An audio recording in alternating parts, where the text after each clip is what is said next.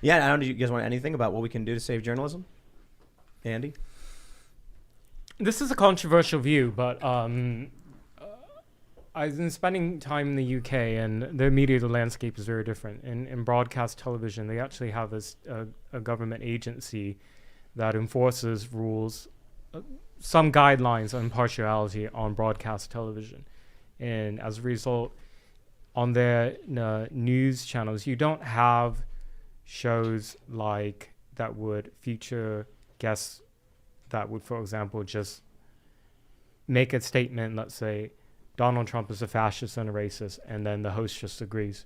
No, you have to have, for something like that, the responsibility is on the host to challenge or to ask for evidence, or they have a guest with an opposing opinion.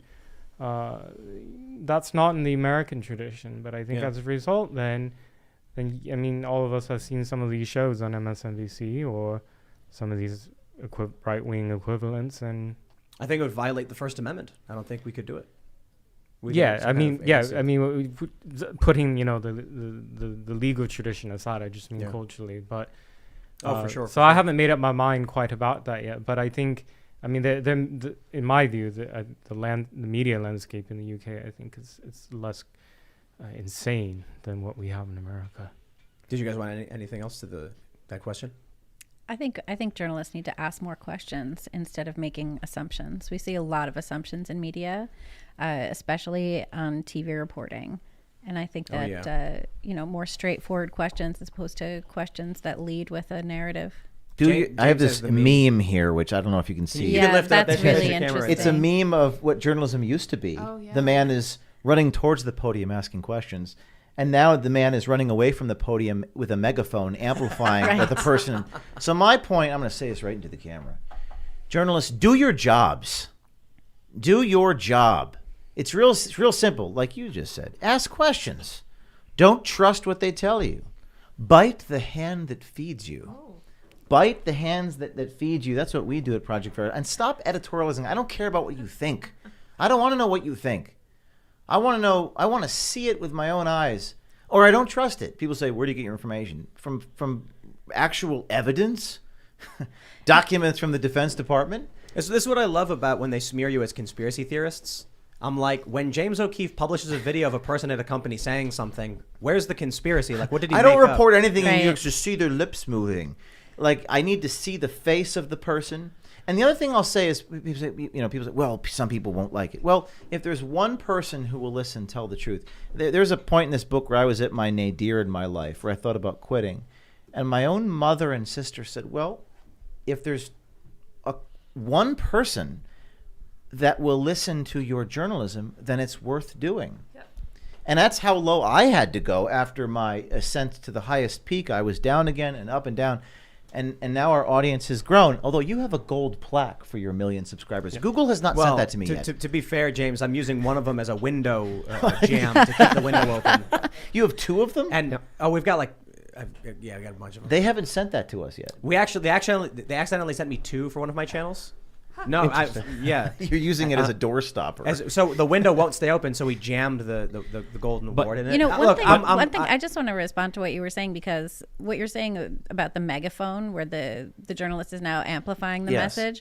What happened to question authority, right? This used to be a pretty standard idea in America that we would question authority. And now the new definition of domestic terrorism and domestic extremism is someone who is anti-government and anti-authority. And what the hell is that? Yeah. And just really quick, I also wanted to say we're all journalists. If you see an injustice, speak up. Don't be afraid to say anything, to tweet it, to get it out there to the general public, because it's us all willing to participate and speak out against injustices that could actually stop it. I used to doorstep a lot of politicians, and I think I almost said exactly what you were saying as I was being dragged out from a Larry Silverstein press conference. Ask questions, demand answers, and of course, do your jobs. Do your jobs, please. They're not going to do it. You will, as an independent journalist, as just an average civilian, you have the power in your hands to broadcast and to shed light on the darkest corners of this world to do it. I got it.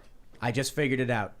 Imagine you have every plumber in the country has stopped fixing plumbing, and our bathrooms and our streets are laden with crap.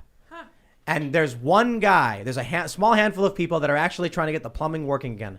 That crap, that analogy is what's happening in our political space, is what's happening with our big institutions, because journalists stopped fixing the pipes. They stopped doing their jobs, and they've just let the crap flow free. We need people to actually do the work and fix it so we can flush this crap. I view it as an opportunity. It's a whole new market. I view people need to be brave. Here's my NPR voice. Be brave. Do something. Veritas tips at protonmail.com. And American Muckraker is the book, and all of the proceeds go to our nonprofit organization, which funds our journalism salaries. But I think you go there, like Andy noted. Go there. Go on location, do the job they refuse to do, and expose them. We got tear gas together in Greece. We did get tear So gassed. we went there as well. And what do we do? Put milk in our eyes? I forgot. There was some kind of solution that we got. It was just some random Relax. person came up to us. There's like, hey, just put this in your eye. We're like, I'm "Okay, fine." producing, we do all this reporting. I produce it, and Luke here just streams it on Snapchat or something. This is I was Snapchatting back then and doing like yeah. small stories in the snippets as we were covering extreme civil unrest in Greece, literally as there was Molotovs being thrown at police officers and in crazy battles in the streets of Athens, Greece, that were absolutely crazy during their what was it? They banned people from taking money out of their bank accounts? Yeah, and there was one anecdote. We were in Greece, and I was holding a camcorder in 2015. This was the time with the economic crisis. And this Greek guy saw me with the camcorder, and these were literal communists. They had a communist flag. And they started marching toward me. And the other guy said, no. And in an accent, he said, no, he's an American. And he stopped from assaulting me. Yeah. It was a very powerful moment. Yeah. Don't assault the American. Why do you think that was? It's pretty deep. PR? Yeah, that's Probably. really interesting. My friend was also there. He got put in the hospital because activists beat the crap out of him as he was reporting on the front lines, because he took the camera and he put it on the people that were throwing rocks against the police. I mean, this is America, damn it. This is America. And I don't think we're going to become like these other countries. I don't think we can. I think the power of one is too big here. The courage is too contagious here. I've seen it with my own eyes. I have sources right now inside the Justice Department. I will say it on the record. I was here last time. I was talking to Christopher Wray directly in the camera. I got raided a few months later, so I don't know what's going to happen. Damn, but I I wanna got see that sources story. inside the Justice Department. I want that story. Okay? I want to see it. The courage is too courageous, too exciting. It's too much fun. It's fun speaking truth to power, isn't it? Absolutely. There's great joy in fighting. It's so much more fun than the alternative. Yeah. And the other thing too is like when our culture is big enough, the dominance of the left will decrease. I mean, Andrew Breitbart used Right? to say days before he died, Andrew Breitbart said to me, James, they want us on a leash. We're not going to be on a leash. They want us to dance. We refuse to dance with them. Politics will eventually be replaced by imagery. And I think people just have to have the courage. They just got to have the courage to step up. All right, let me read this one here. We got Armino the Pug says, question for everyone. At our current rate, do you think that civil unrest and conflict is unavoidable? Is there a possibility of someone embodying the American spirit to bridge the divide we face? What was that last part? Someone embodying the American spirit? The American spirit that can bridge the divide. Interesting. I'm a bit less pessimistic on any kind of unification between culture war factions. But what do you guys think? Jeffrey Epstein. Well, perhaps, but maybe a more positive figure. No. He brings together the left and the right does. against people's condemnation against the state that abused their power and used taxpayers to hurt children for over 30 years in unspeakable ways. That's a bridge right there. That's a gap that the establishment is scared of, since people on the left and right are tweeting very important aspects of this story that break down this whole entire structure's power. So, Putting journalists in handcuffs, bring left and right, indicting me for accessory. That's true. If they indict me for accessory after the fact for a source sending me documents, that'll bring left and right together. And it They'll have probably no is choice. self-preservation because they don't want it to happen to them. Yeah. But what about you, Andy? Being on the ground and seeing a lot of this extremism, do you think there's a possibility of uniting people in this country? I thought that the beating and assault of a journalist of color who happens to be gay, that was caught on camera. I thought that would be kind of a unifying moment, and it wasn't. There was a lot of people on the mainstream left who said essentially that I deserved it, that I was such an agitator, or that I allegedly hold such deplorable views that what happened to me was deserving and just, and it should happen again. It should happen every time I come out.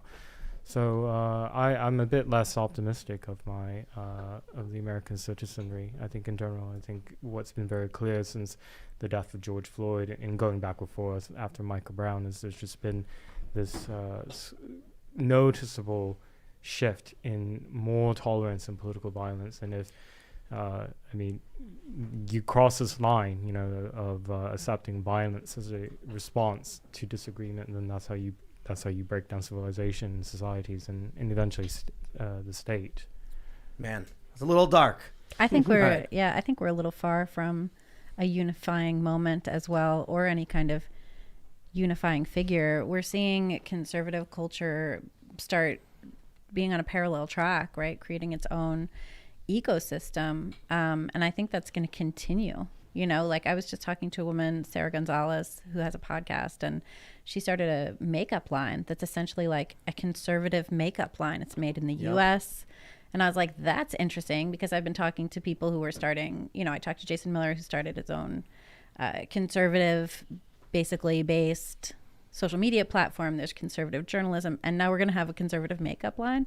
It kind of reminded me of when Christian Soriano found out that no one would design a dress for Melania to wear to the inauguration, and he was like, I'll do it. We're going to see, I think, more of that as opposed to less of that going forward. I agree. And if you're listening now, smash that like button, subscribe to this channel, go to timcast.com, become a member. We're going to have a members only podcast coming up. We post them around 11 or so p.m. So make sure you hit that. You can follow the show at Timcast IRL. Follow us on Instagram if you want clips. You can follow me at Timcast. Do you guys want to shout out what you got going on? I don't know, James? Shout anything out? New stories or anything else? Oh, or your closing book, arguments? your website. I mean, the book is AmericanMuckraker.com. AmericanMuckraker.com. You can buy the book at AmericanMuckraker.com, or you can go on Amazon if you want to support Jeff Bezos.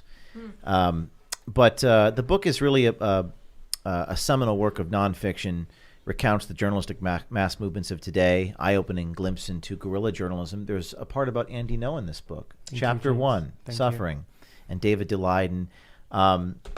I mean, my closing argument is essentially the images transfix. I think images, Marshall McLuhan once said something to the effect of, images will become more powerful than our own politicians. Government is broken. The solution rests with us. And this is a how-to guide on how to do journalism in clown world. In clown world. You need a handbook, like the Boy Scout handbook. This is what this is for citizen journalists. Right. Andy?